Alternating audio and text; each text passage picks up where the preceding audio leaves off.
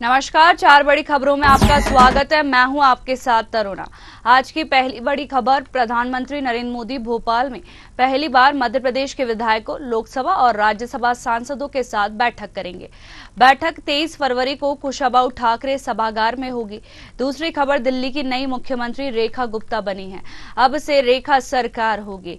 शालीमार बाग seat से पहली बार की विधायक रेखा गुप्ता ने दिल्ली के रामलीला मैदान में शपथ ली है। वहीं तीसरी खबर, कांग्रेस नेता और सांसद राहुल गांधी 2 दिन के रायबरेली दौरे पर है।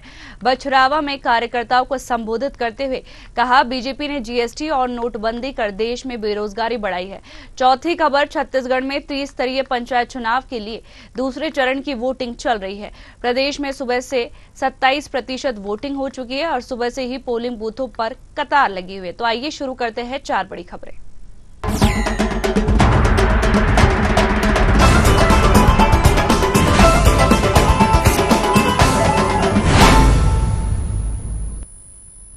प्रधानमंत्री नरेंद्र मोदी भोपाल में पहली बार मध्य प्रदेश के विधायकों, लोकसभा और राज्यसभा सांसदों के साथ बैठक करेंगे। बैठक 23 फरवरी को कुशाभाऊ ठाकरे सभागार में होगी, जहां पीएम मोदी करीब 2 घंटे तक चर्चा करेंगे। इस बैठक में विधानसभा अध्यक्ष नरेंद्र सिंह तोमर को छोड़कर मध्य प्रदेश के सभी 163 विधायक, लोकसभा राज्यसभा के 37 सांसद और चुनिंदा बीजेपी पदाधिकारी सहित कुल 208 नेता भी मौजूद रहेंगे। पीएम बैठक के बाद प्रधानमंत्री मोदी कुशाभाऊ ठाकरे सभागार परिसर के ग्राउंड में ही विधायकों, सांसदों के साथ डिनर भी करेंगे। इसके बाद वह राजभवन के प्रेसिडेंशियल साइट में रात्रि विश्राम करेंगे। इसके बाद में अगले दिन 24 फरवरी को राजभवन से मानव संग्रहालय के लिए रवाना होंगे। यहां ग्लोबल इन्वेस्टर समिट का उद्घाटन करने के बाद एयरपोर्ट के लिए रवाना हो जाएंगे पीएम नरेंद्र मोदी।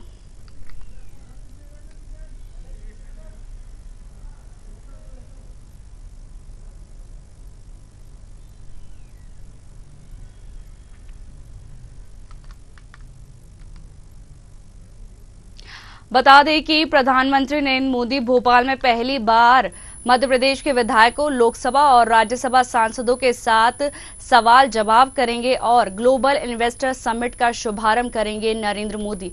साथ ही ये जो इन्वेस्टर समिट है 23 फरवरी को कुशाभाऊ ठाकरे सभागार में होगा।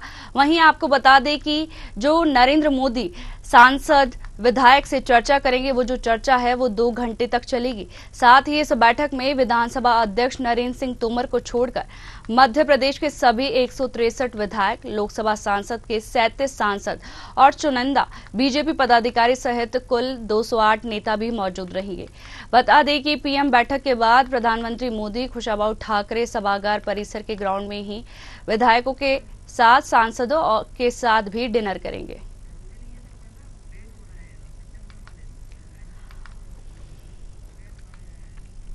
वहीं इस पर ज्यादा चर्चा के लिए हमारे साथ भोपाल से संवाददाता सत्यम शर्मा जुड़ गए। सत्यम, ग्लोबल इन्वेस्टर समिट में कुछ ही दिन शेष बच गए हैं और ग्लोबल इन्वेस्टर समिट का पीएम नरेंद्र मोदी शुभारंभ करने वाले, साथ ही इससे पहले वे विधायकों, सांसदों के साथ 1-to-1 चर्चा करेंगे। तो देखिए, प्रधानमंत्री नरेंद्र मोदी पहली बार ऐसा होगा जब राजधानी भोपाल या मध्य प्रदेश में रात्रि विश्राम करेंगे। इससे पहले प्रधानमंत्री नरेंद्र मोदी 23 तारीख को बागेश्वर धाम में जो 200 करोड़ रुपए का कैंसर का हॉस्पिटल बनाया जा रहा है बुंदेलखंड के लिए, एक बड़ी सौगात है। हालांकि इसमें करीब जो कैंसर हॉस्पिटल माना जा रहा है, आगे चल के इसको बढ़ाया भी जाएगा। उसके बाद प्रधानमंत्री नरेंद्र मोदी राजधानी भोपाल में रहेंगे और राजधानी भोपाल में कहीं न कहीं जो विधायक हैं, जनप्रतिनिधि हैं, सांसद हैं, 208 लोग ऐसे हैं जिनके वो चर्चा करते हुए नजर आएंगे। जो मध्य प्रदेश के विकास की बातें हैं, जो केंद्र सरकार की और राज्य सरकार की हितकारी, लाभकारी योजनाएं हैं, गरीब कल्याणकारी योजनाएं, जिस तरह से युवा ज्ञान वर्ग को ध्यान में रखा गया है, यानी कि युवा और इसके साथ साथ ही किसान, महिला और गरीब वर्ग का जो ध्यान रखने की बात केंद्र सरकार ने जो योजनाएं बनाई है, उन सब पर चर्चा करते हुए प्रधानमंत्री नरेंद्र मोदी नजर आएंगे। इससे पहले देखिए, नवंबर महीने में ही प्रधानमंत्री नरेंद्र मोदी ने इस तरह की चर्चा उड़ीसा के तमाम जनप्रतिनिधियों के साथ की थी। वहां भी इस तरह की चर्चाएं हुई, जो विकास के कार्य है उड़ीसा को लेकर के, वहां बात की गई है। आप देखिए, मध्य प्रदेश में ग्लोबल इन्वेस्टर समिट का आयोजन किया जाना है और 24-25 फरवरी को इसका जो आयोजन, भव्य तरीके से आयोजन है, जिसमें 40 देशों के जो लोग हैं, उद्योगपति है, निवेशक है, वो शामिल होंगे। इसके साथ साथ ही मध्य प्रदेश की बात की जाए तो वहां के निवेशक रहेंगे और प्रदेश के अन्य क्षेत्रों से बड़े बड़े निवेशक शामिल होंगे। अडानी, अंबानी, गोदरेज, महिंद्रा के साथ साथ अवाडी, जो नवीनीकरण ऊर्जा में काम किया जा रहा है, तमाम तरह की नीतियां भी बदलाव की गई। प्रधानमंत्री नरेंद्र मोदी की बात की जाए तो कुशाभाऊ कन्वेंशन हॉल में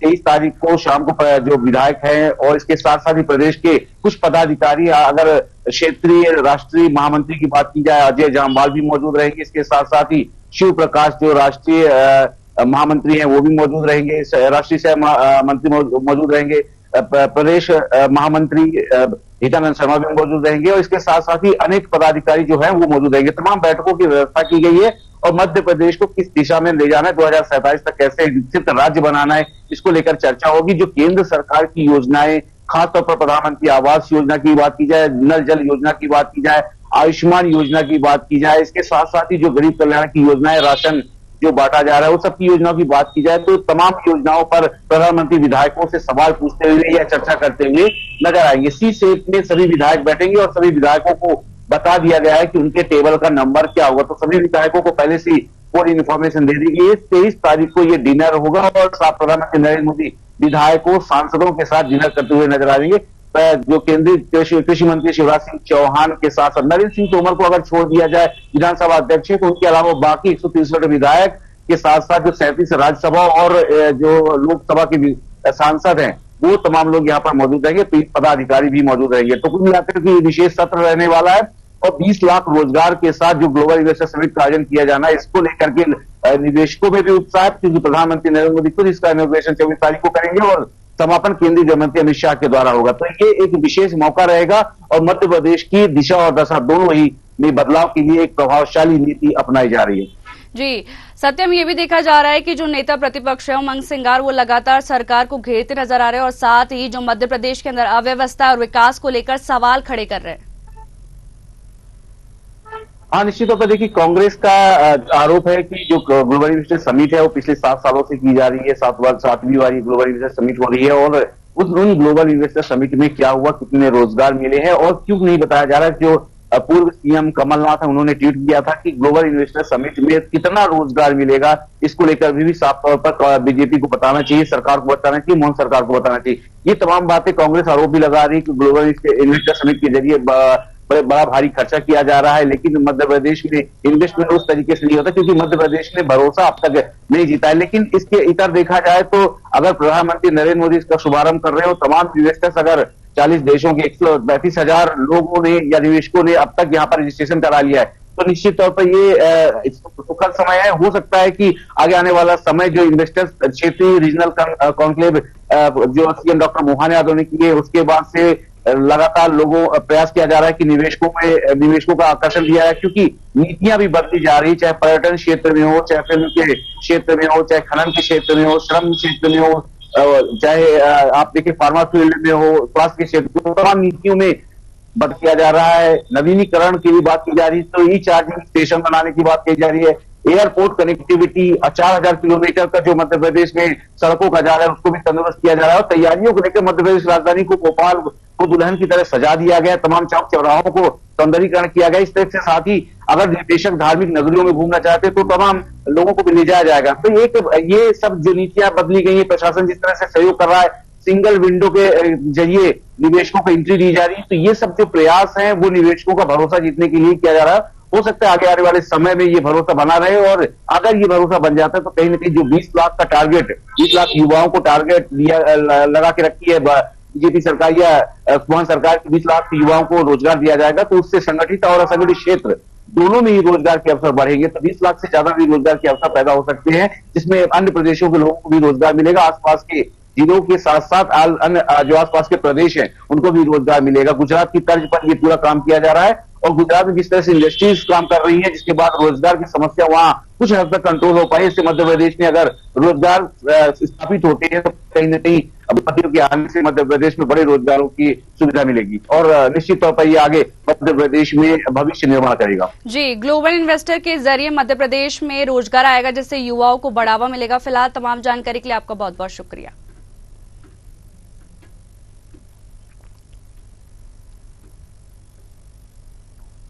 दिल्ली की नई मुख्यमंत्री रेखा गुप्ता बनी है। अब से रेखा सरकार होंगी।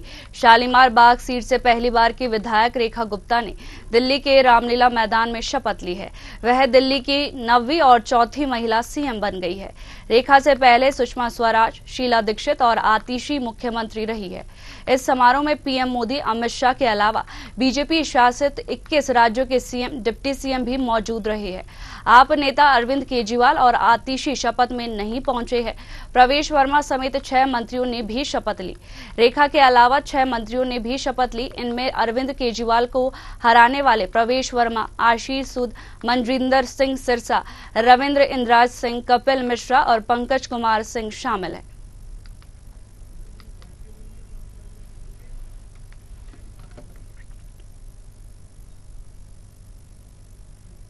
ज्यादा चर्चा के लिए हमारे साथ राजनीतिक विश्लेषक डॉक्टर आलोक सोती जी जुड़ गए। आलोक जी, आपका बहुत बहुत स्वागत है न्यूज आवर पर। जैसे कि अटकलें देखी जा रही थी कि दिल्ली सीएम फेस को लेकर रेखा गुप्ता का जो नाम है वो सबसे आगे चल रहा था, और साथ ही जो रेखा गुप्ता है वो डीयू के अंदर छात्र नेता भी रह चुकी है।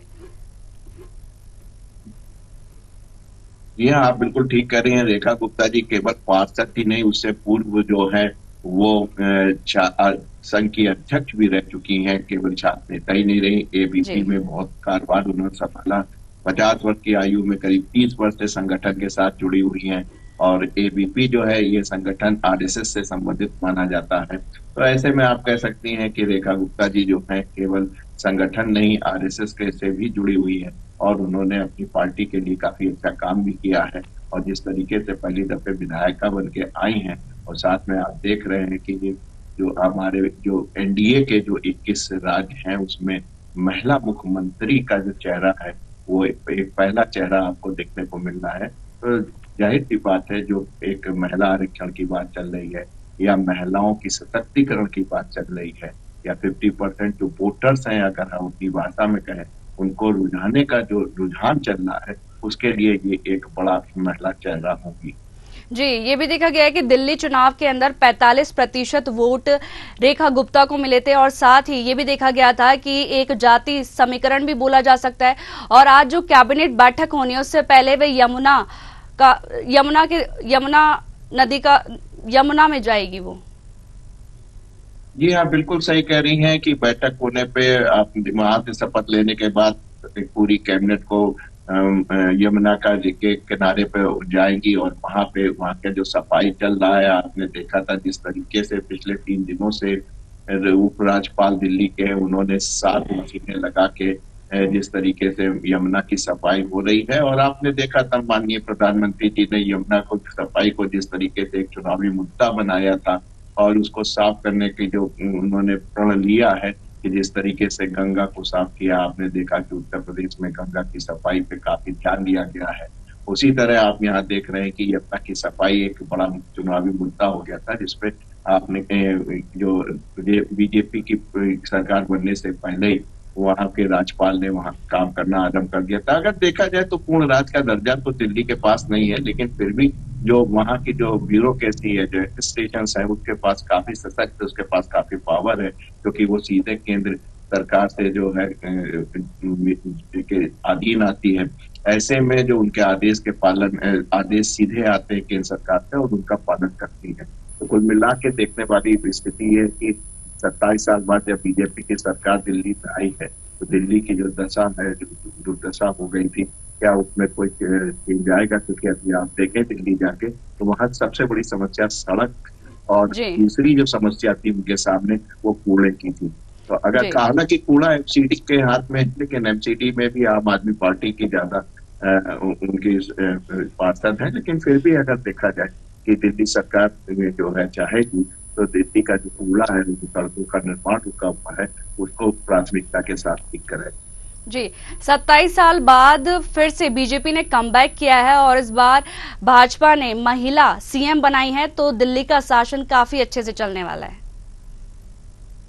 जी हाँ, अगर आप देखें 27 साल पहले सुषमा स्वराज की भी महिला थी जो कि मुख्यमंत्री रही, हालांकि काफी कम समय के लिए रही, लेकिन उसके बाद भी आपने देखा कि उसके बाद शीला दीक्षित भी जो है वो महिला थी, कांग्रेस की 15 साल वो भी रही, और पिछले 12 साल से आप देख रहे थे जिस तरीके से आम आदमी पार्टी का शासन था, तो ऐसी स्थिति में आप कह सकती हैं कि एक नया परिवर्तन आया है, एक नया बदलाव आया है, एक नया दिशा आएगी, जिससे हमें लगता है कि जो आने वाला समय है वो दिल्ली को किसी और क्षेत्र में ले आएगा। दिल्ली की सबसे बड़ी अगर देखा जाए तो गाजीपुर में जो पहाड़ जैसा जो आपका पास कूड़ा का इकट्ठा हो गया है, उसका डिस्पोज करना जरूरी है।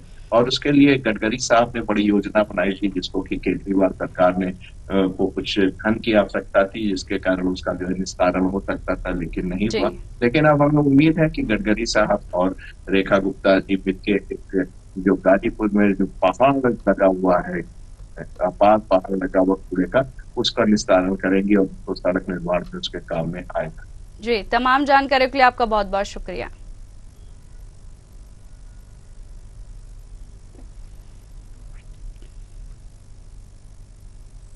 कांग्रेस नेता और सांसद राहुल गांधी 2 दिन के रायबरेली दौरे पर है। बछरावा में कार्यकर्ताओं को संबोधित करते हुए कहा, बीजेपी ने जीएसटी और नोटबंदी कर देश में बेरोजगारी बढ़ाई है। केंद्र सरकार ईमानदारी पूर्वक काम करे तो करोड़ों युवाओं को रोजगार मिल सकता है। महाकुंभ जाने के सवाल पर राहुल गांधी ने कहा, नमस्कार, और आगे बढ़ गए। बता दें, इससे पहले राहुल गांधी 5 नवंबर 2024 को रायबरेली आए थे। वहीं लोकसभा चुनाव यानी सांसद चुने जाने के बाद राहुल का रायबरेली का यह 6वां दौरा है और राहुल तय कार्यक्रम के अनुसार 2 दिन रायबरेली में रहेंगे। बता दें, कांग्रेस सूत्रों का कहना है कि वह महाकुंभ भी जा सकते हैं।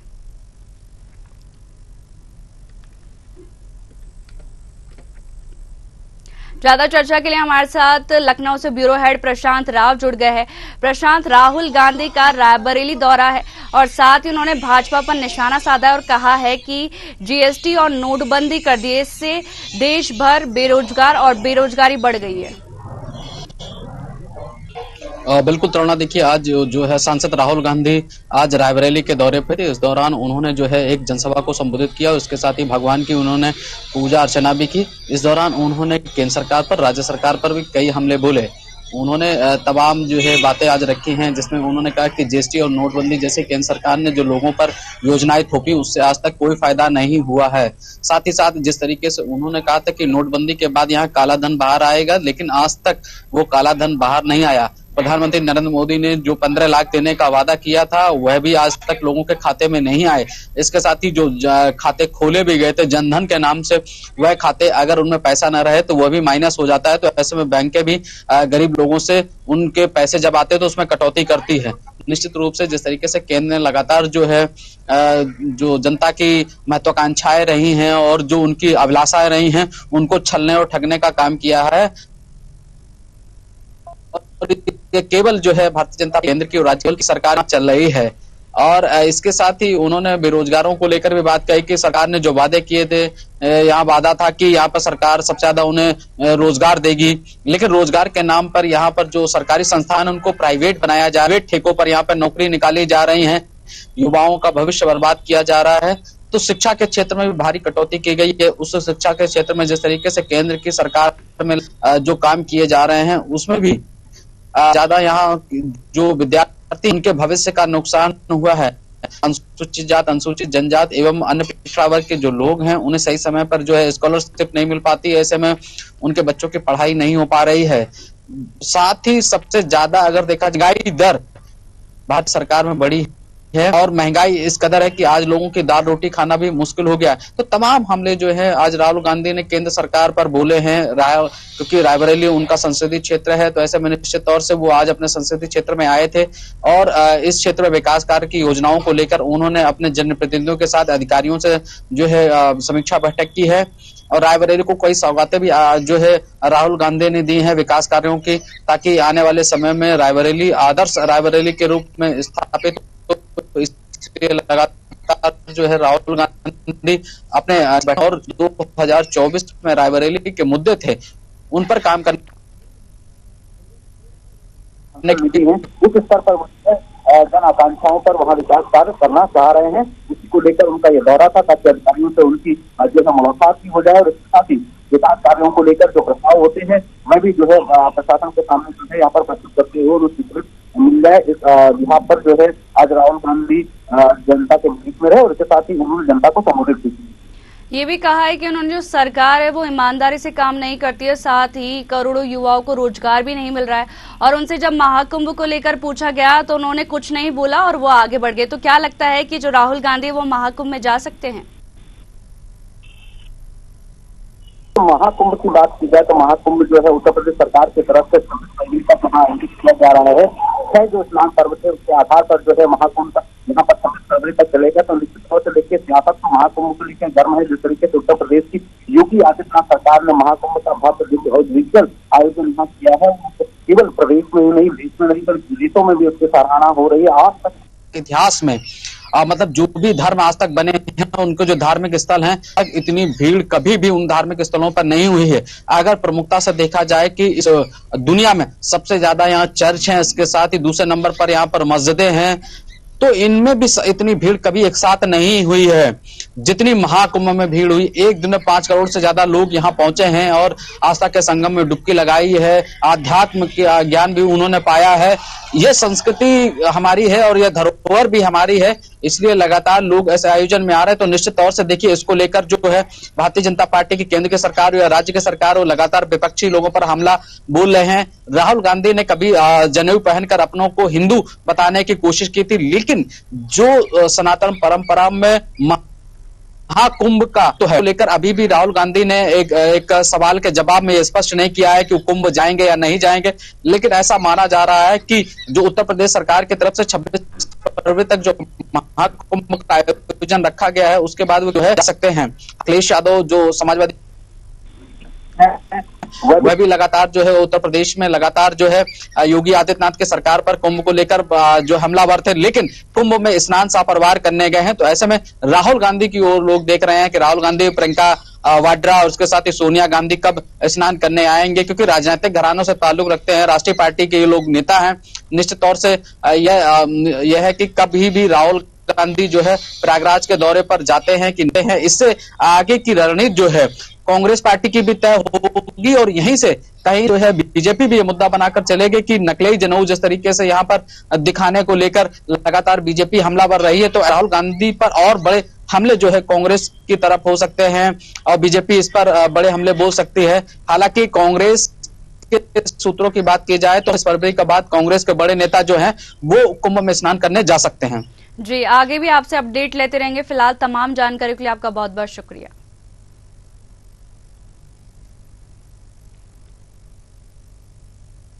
छत्तीसगढ़ में त्रिस्तरीय पंचायत चुनाव के लिए दूसरे चरण की वोटिंग चल रही है। प्रदेश में सुबह से 27% वोटिंग हो चुकी है। सुबह से ही पोलिंग बूथों में कतार लगी है। मतदाताओं में गजब का उत्साह है। पेंड्रा में बारात निकलने से पहले पोलिंग बूथ पहुंचकर दूल्हे ने वोट डाला है। नारायणपुर के फरसागुड़ा में मंत्री केदार कश्यप ने भी मतदान किया। पेंड्रा में वोटिंग के बाद मतदाताओं को ARO ने पौधा भेंट किया। बिलासपुर के बेल्हा, मेनपाट और सूरजपुर में भी लोग कतार में लगकर अपनी बारी का इंतजार कर रहे हैं। वहीं दुर्ग जिले के पाटन विकासखंड के सैलूद, कोही, अचानपुर, धमना, खुड़मुड़ी में भी मतदान हो रहा है। सुबह से ही मतदान केंद्रों में वोटर्स की लाइन लगी है। यहाँ बुजुर्गों और दिव्यांगों में भी मतदान को लेकर उत्साह दिख रहा है। व्हीलचेयर से दिव्यांग महिला मतदान करने पहुंची है। पोलिंग बूथों के बाहर सेल्फी जोन भी बनाए गए हैं। वोटिंग के बाद लोग सेल्फी ले रहे हैं। 46,83,000 से अधिक मतदाता प्रत्याशियों का फैसला करेंगे। इनमें 23,17,492 पुरुष और 2,66,157 महिला और 87 अन्य वोटर्स हैं। वहीं इस पर ज्यादा चर्चा के लिए हमारे साथ रायपुर से संवाददाता प्रविंस मनहर जुड़ गए हैं। प्रविंस, त्रिस्तरीय पंचायत चुनाव को लेकर क्या कुछ अपडेट है? अभी तक 27% वोटिंग हो चुकी है। क्या लगता है, भाजपा जैसे नगरीय निकाय चुनाव में 10 की 10 सीटों पर क्लीन स्वीप किया था, तो त्रिस्तरीय पंचायत चुनाव में भी भाजपा अपनी जीत दर्ज करेगी? देखिए, निश्चित तौर पर अगर हम आज की बात करें तो जिस तरीके से छत्तीसगढ़ में नगरीय निकाय चुनाव के बाद त्रिस्तरीय पंचायत चुनाव हो रहे हैं और आज दूसरे चरण में संपन्न हो गया है त्रिस्तरीय पंचायत चुनाव। आपको बता दें कि सुबह 7 बजे से लेकर 3 बजे तक त्रिस्तरीय पंचायत चुनाव का दूसरा चरण प्रदेश भर के 43 विकास खंडों में हुआ है। और अगर हम बात करें वोट प्रतिशत की तो लगभग 50% के आसपास जो आंकड़े लगभग 3 बजे के आसपास जो आए थे उस पर जो है वो वोटिंग परसेंट हुआ है। हालांकि अभी 3 बजे तक के जो आंकड़े हैं, एक्चुअल फाइनल आंकड़े, वो अभी जो है नहीं आ पाया है। लेकिन जिस तरीके से अगर हम चुनाव की बात करें तो भारतीय जनता पार्टी को पहले चरण जो त्रिस्तरीय चुनाव थे उस पर कहीं ना कहीं बढ़त दिखा है, और दूसरे चरण में भी जिस तरीके से बीजेपी के जो बड़े नेता हैं वो कहते हुए नजर आए थे कि दूसरे चरण में भी भारतीय जनता पार्टी के जो अधिकृत प्रत्याशी हैं वो जीत कर आएंगे। तो कहीं ना कहीं ये कहें कि पहले चरण में जिस तरीके से भारतीय जनता पार्टी को जो है वो सफलता प्राप्त हुई है इस चुनाव में, तो वाले जो चरण की भाग्य रह गए तो आने वाले समय ही बताएगा। लेकिन आज जिस तरीके से अगर हम बात करें प्रदेश भर के जो 40 विकास खंड में जो है सुबह 7 बजे से वोटिंग जो है, चाहे वो पूर्व मुख्यमंत्री भूपेश बघेल की बात करें या फिर केदार कश्यप जो वन मंत्री है उसकी बात करें, तमाम जो बड़े नेता है, जो बड़े मंत्री हैं, वो ग्राम पंचायत है उनका जहाँ वोट है वो आज वोट डालते हुए नजर आए। मुख्यमंत्री भूपेश बघेल पाटन विधानसभा में जो है वो गुरुटी ग्राम में अपना वोट डाला है, और केदार कश्यप ने जो है बस्तर के अपने जो गृह ग्राम में वहां वोट डालते हुए नजर आए। तो यूं कहें तो छत्तीसगढ़ में आज जिस तरीके से त्रिस्तरीय के दूसरा चरण का जो मतदान है वो संपन्न हो गया है। जी, तमाम जानकारी के लिए आपका बहुत बहुत शुक्रिया प्रेविंस।